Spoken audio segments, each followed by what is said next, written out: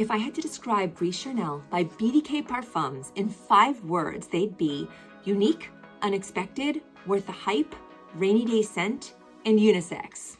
Wow, 3 of those start with a U. Unbelievable. Gris Charnel is delightful because it is guaranteed to be different from other fragrances in your collection. The combination of notes may sound familiar, but this scent comes together in a way where it's really not straightforward to describe. I mean, fig is a major component of this fragrance, but it's not a main character for my nose. Some people say that it's similar to Diptyque's Philosikos, which I own, or Premier Figué, but I really don't get a prominent fig note here. Other top notes are cardamom, which I love for its mystery and warmth, and I do absolutely pick up in this fragrance, and black tea. I get a dried tea leaf note here, but it kind of reminds me of tobacco leaf that I smell in Replica's Jazz Club, also a wonderful fragrance. The powdery iris in this fragrance is soft and smooth, not sharp or aggressive, and the creaminess in Gris Charnel actually comes from sandalwood and tonka bean instead of vanilla or lactonic milky notes, so it's not like I'd refer to it as a gourmand fragrance.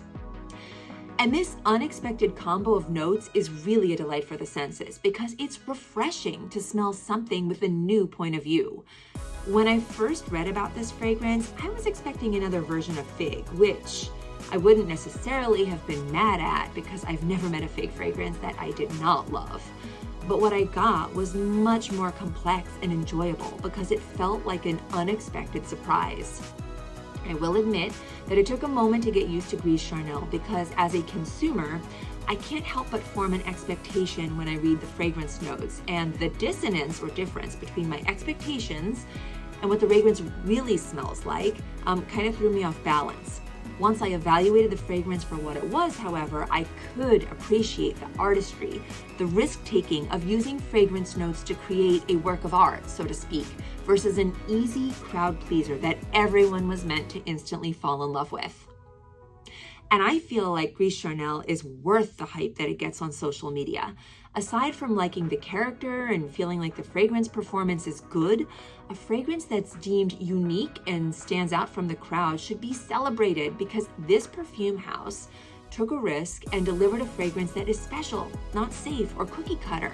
The risk that BDK Parfums took in releasing this fragrance paid off because the fragrance broke through the clutter of the thousands of fragrances that launch each year and established itself as an innovative and enjoyable fragrance in wear.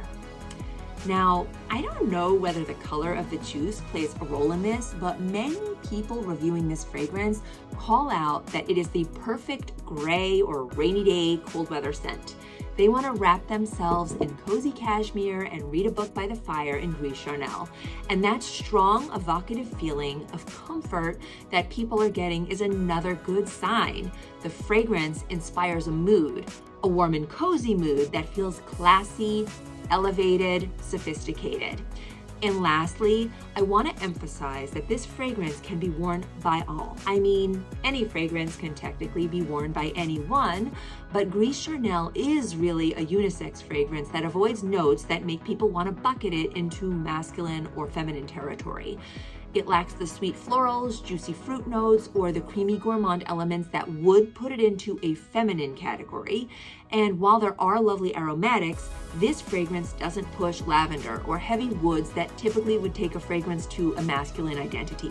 Gris Charnel walks the unisex line very expertly. I love this fragrance and I'm so happy it's a part of my fragrance collection. I hope you've enjoyed my 5-word review of Gris Charnel. Thanks for watching.